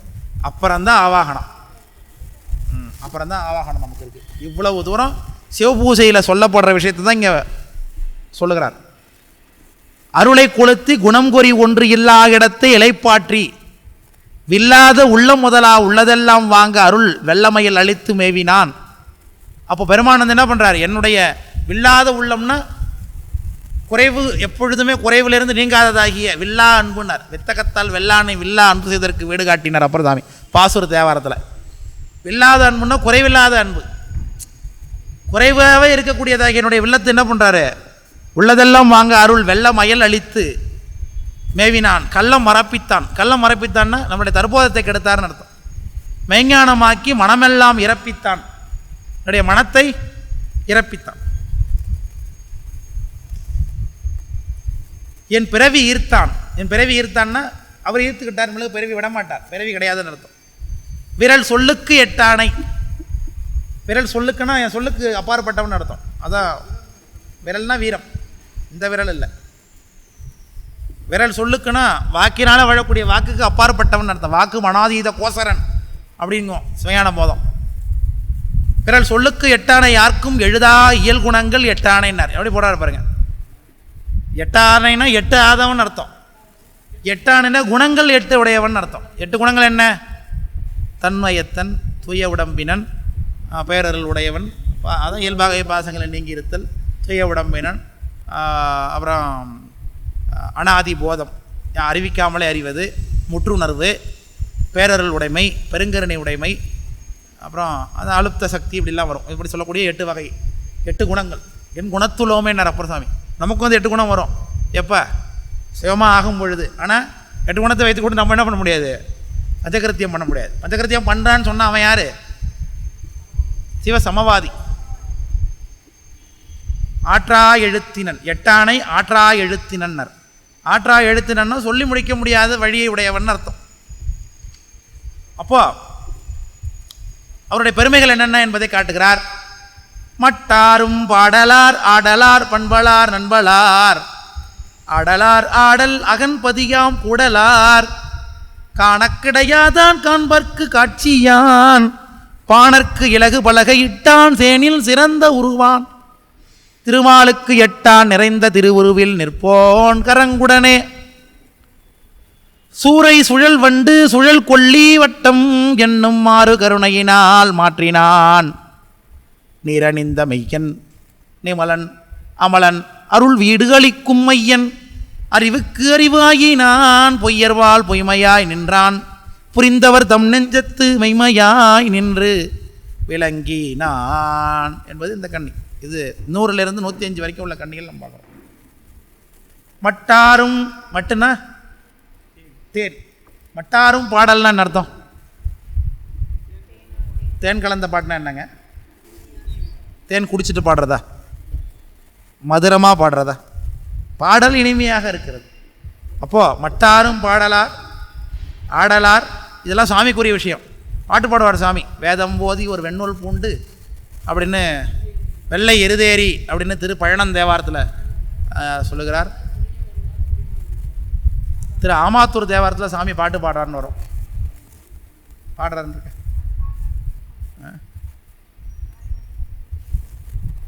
மறைகலந்த இசை பாடல் ஓடாடல். சரி, ரைட், கரெக்ட். திரு ஆமாத்தூர் தேவாரத்தில் அப்பர் சாமி சொல்லுகிறான். இவர் என்ன பண்ணியிருக்காரு, பொண்ணுங்கெல்லாம் பார்த்து கண்ணடிச்சிருக்காரு சாமி போய் ஆமாத்தூரில். ஆமாத்தூர் அந்த ஊருக்கு அப்பர் சாமி போகும்போது பலிதேர் திராடம் வந்திருக்கார் போடுறது சாமி வெள்ளையில். அதை பார்த்துவிட்டு ஒரு பாடர் வண்ணங்கள் தாம்பாடி வந்து வளைகவர்ந்துன்னு. நம்ம நினச்சா டக்குன்னு வராது.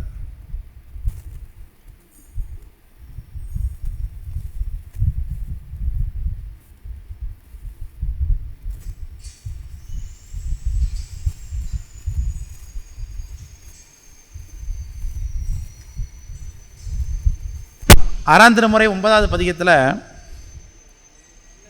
அற்புதமான பாட்டு பாடுறார் அப்பர் சாமி. எப்படி வந்தாரா சாமி?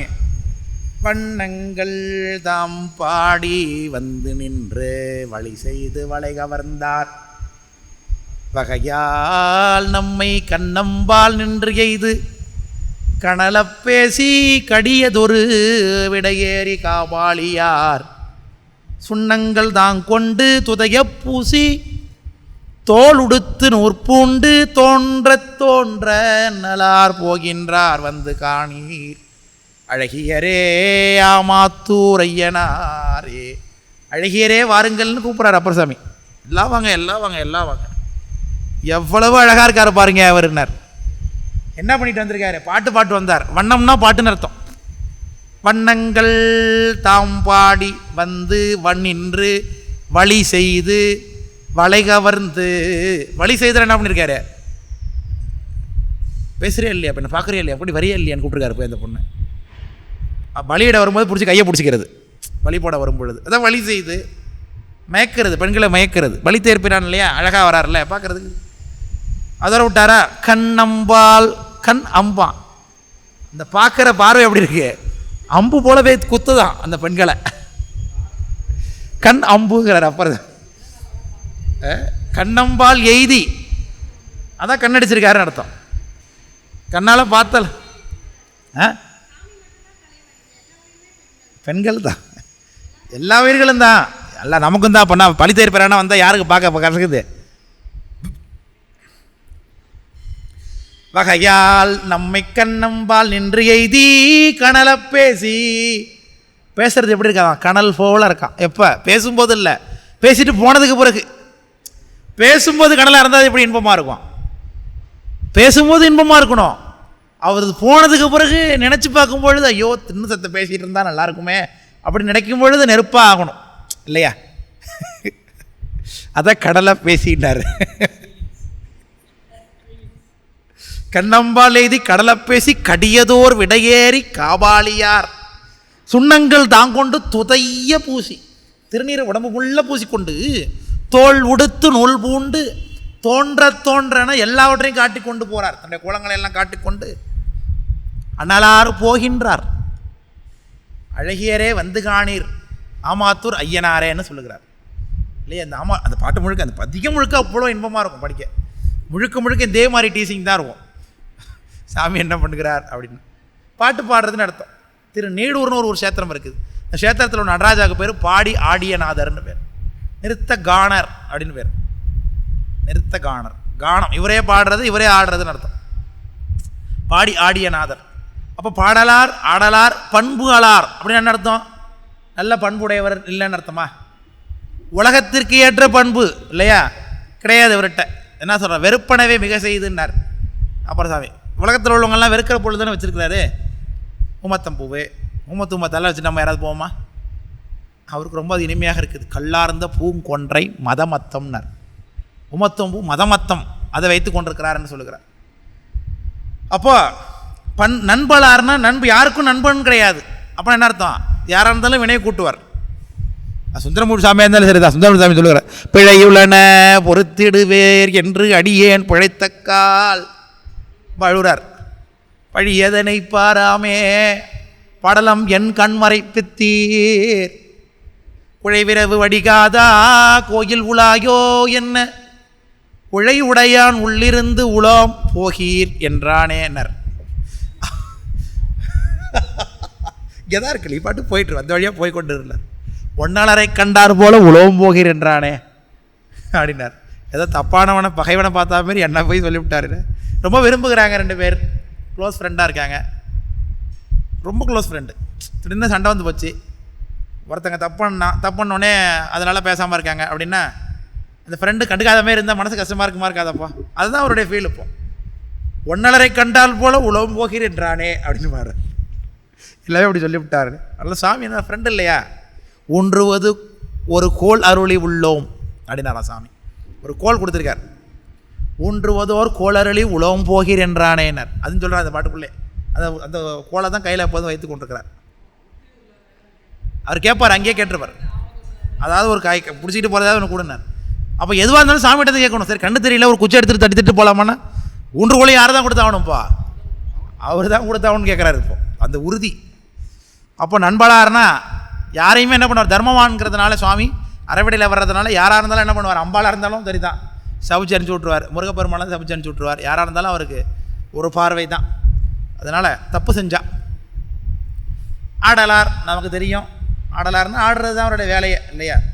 ஆடும் தொழிலும் சோதி மணிமடற்று சுந்தரமும் அப்படின்னு போற்றி பக்கரோடியில் பார்த்தோம். ஆடல் அகன் பதியாம் கூடலார், கூடலார்னா கூடலை சேர்ந்தவன் அர்த்தம். கூடல்னா என்ன ஊர்? மதுரை. ஆடல் அகன்பதினா எப்பொழுதுமே அடல் பாடல் அறாத மதுரைன்னு அர்த்தம். இந்த மதுரையுடைய மதுரழக பாடுகிறார் நம்முடைய ஞானசம்பந்த பெருமானார். கடலாள பாகிலாய் கபாலி நீல் கடிம் மதில். இந்த நீல் பாருங்க எவ்வளோ நீட்டாக இருக்கோ அவ்வளோ நீட்டாக மதில் இருக்குன்னு அர்த்தம் அந்த ஊரில். கபாலி நீல் கடில் மதில். கடிம் மதில்னா ரொம்ப பாதுகாப்பாக இருக்குது அந்த மதில்.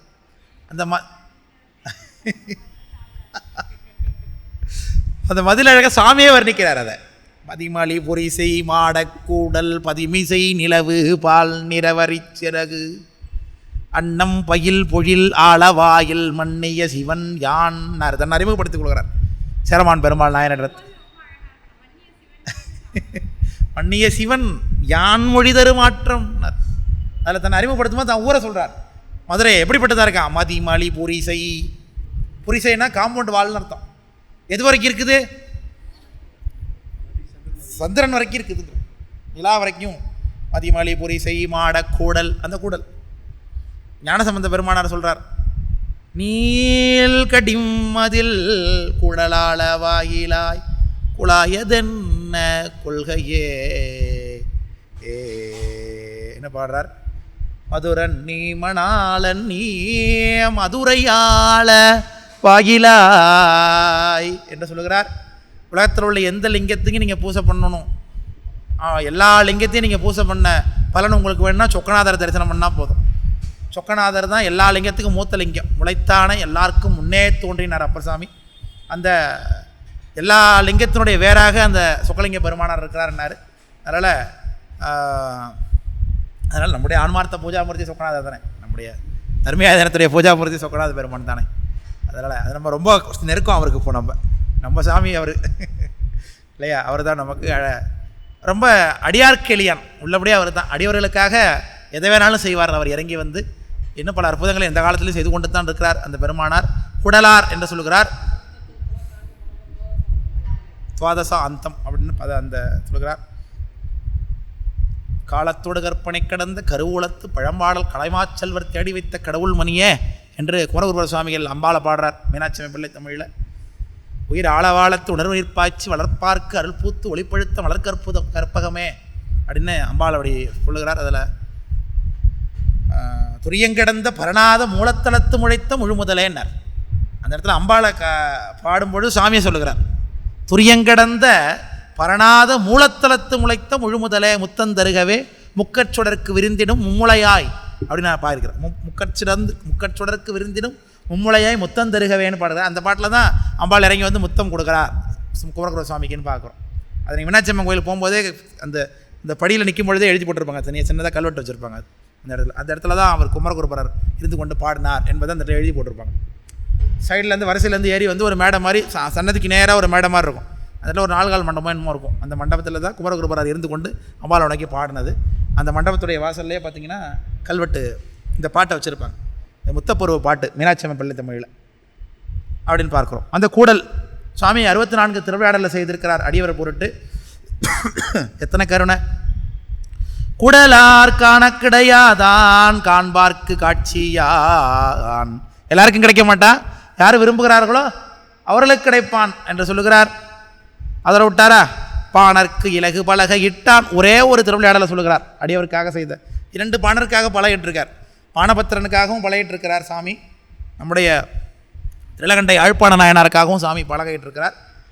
விக்கு தாக்குரை அப்படின்னு சொல்லுகிறார் சேர்க்கிறார் சாமி. அதை இவர் மதுரைக்குள்ளே போகிறார். மதுரையில் இருந்து கொண்டு பாட்டு இதனைக்கும் அது இவர் மதுரைக்கு செல்லும் பொழுது அங்கே பாட்டு பாடுகிறார். பாணனை உள்ளே அழைத்து வந்து பலகையிடுகிறார். எனக்கு கீழே தரையினுடைய சீதம் தாக்கக்கூடாது என்பதற்காக பலகையிட்டு அமர வைத்து சாமி பாட விடுகிறார். அதே மாதிரி பாணபத்திரன் என்கிற புலவன் தினமும் இரவு தோறும் அர்த்தஜாமத்தில் சென்று சுவாமியை பாடுவது வழக்கம். யாழ் மீட்டி கொண்டு யாழ் தோளில் சாத்தி கொண்டு வாசித்து கொண்டு பாடுவது சுவாமியுடைய விஷயத்து. நீலாம்பரி பாடுறது. நீலாம்பரின்னா என்னது? தூங்க வைக்கிறது தானே. அது என்ன ராகம்? அது நம்ம என்ன பண்ணு, நமக்கு மேகராக குறிஞ்சி, நமக்கு மேகராக குறிஞ்சி. காந்தாரம் இசையமைத்து தூக்கம் வந்துடும். பாடினா தூக்கம் வந்துடும். ஒழுங்காக பாடினா. தயவு செஞ்சு நான் தூங்குறேன், நீயே நிறுத்திடுன்னு சொன்னேன். பாடாத. அதான் போல நான் இந்த பொறிகள் அங்கே நமக்கு 7 பதிகம் இருக்கேன். மேகராக குறிஞ்சது சேவுயரம் திருவாசகத்தில் இதா பொன்னு சொல். நீரு சேர்வதோ மேனியர் நேரிழை, அதை அமைத்து பாடுவார் அவர் சாமியை தூங்க வைக்கிறதுக்காக. ஒரு நாள் ரொம்ப மழை, இரவில் மழை அதிகமாக பெய்யுது. மழை அதிகமாக பெய்யும் பொழுது யாருமே வரல கோயிலுக்கு. அதிகமாக மழை, வெள்ளம் வந்துட்டு உடனே சாமியை தூங்க வைக்காமல் எப்படி நம்ம தூங்குறதுன்னு இவர் போயிருக்கார். யாழை பாட்டிகிட்டு இருக்கா, மழை பாட்டுக்கு பயந்துருக்கு. புறத்திரு தொண்டர் வெளில இருந்து பாடணும், மழையில் நனைஞ்சிட்டு யாழ். உடனே யாழ் என்ன ஆகிட்டு டைட்னஸ் போயிடுச்சாமா, ஈரமான உடனே சாமி என்ன பண்ணுறார், அடியார்களை கூப்பிட்டு அவனை முன்னாடி போட்டு பலவை போட்டு உட்கார வை. அவன் வீணையை தரையில் வச்சு பாடுறான், அதனால் அது ஈரமாயிட்டுது. அதனால் தோளில் சாத்திக்கிட்டு நல்லா கம்ஃபர்டபுளாக உட்காந்துக்கிட்டு பாடுறதுக்கு பலகை போடுன்றிருக்கார் சாமி. அதான் பலகையிட்ட படலம்னு பேர். பாணருக்கு பலகையின் தான்னு பேர்.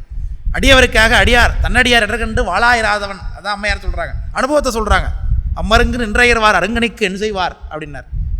போய் நிற்கிறாங்க, எதுக்கு என்ன சீர் தெரியலையே, கூட்டுக்கார் பழம் கேட்டார். ஒரு பழத்தை அடியாருக்கு வச்சாச்சு, எடுக்க வரங்கிறாமே உள்ள வந்தாச்சு. இப்போ திருப்பி இல்லைன்னு சொல்லக்கூடாது. போய் அம்மருங்கு நின்றையர்வார் அடுங்கனிக்கு என் செய்வார், மெய்மறந்து உற்ற இடத்தே உதவும் விடையவரத்தால் அதை நினைத்த மாத்திரத்தில் கைமருங்கு வந்து இருந்தது ஓர் அருங்கனி அதிமதுர கனி ஒன்றுனார்.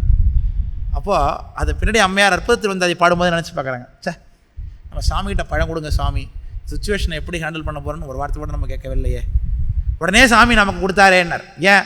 என்னுடைய துயரத்தை அவரால் பொறுத்து கொண்டு இருக்க முடியவில்லைன்னார். அதான் தன்னடியார் இடர்கண்டு வாளாயிராதவன். அந்த அனுபவத்தை பதிவு பண்ணுறாங்க அம்மையார். தனக்காக இப்படி உடனே அருள் செஞ்சார்லே சாமி, அதை பின்னாடி நினச்சி பார்க்குறாங்க. அப்போ நினச்சி பார்க்கலாம் அம்மையார். ஏன்னா அப்போ முதல்ல தெரிஞ்சது புருஷன்தான். பழத்தை தூக்கிட்டு போய் வெள்ள வச்சுட்டாங்க அந்த இடத்துல. அவன் போனதுக்கு பிறகு நினச்சி பார்க்குறாங்க, சி நம்மளை சுவாமி இப்படியெல்லாம் கருணை பண்ணியிருக்காரே நமக்கு என்று தன்னடியார் இடர்கண்டு வாளாயிராதவன்னர். அதுபோல் அடிவர்களுக்காக தான் செய்த இன்னும் அந்த கருணையை இங்கே காட்டுகிறார். பாணர்க்கு இலகு பலகையிட்டான், சேனில் சிறந்த உருவான். சேனில் சிறந்த உருவான்னா ரிஷபத்தில் வரவனும் ஒரு அர்த்தம் இருக்குது, ஆகாயத்தில் தோன்றக்கூடிய உருவன்னு அர்த்தம். ஆகாயமே ஞானாயாக வடிவம்னு அர்த்தம். சிற்பர வியோமமான திருச்சிற்றம்பலம்னு அர்த்தம். திருமாலுக்கு எட்டான் அப்படின்னா திருமாலால் கண்டுபிடிக்க முடியாது, நமக்கு தெரிஞ்ச விஷயந்தான் அது. நிறைந்த திருவுருவில் நிற்போன். நிறைந்த திருவுருவனா அருளாகிய திருவுருளில் நிற்கக்கூடியவன்.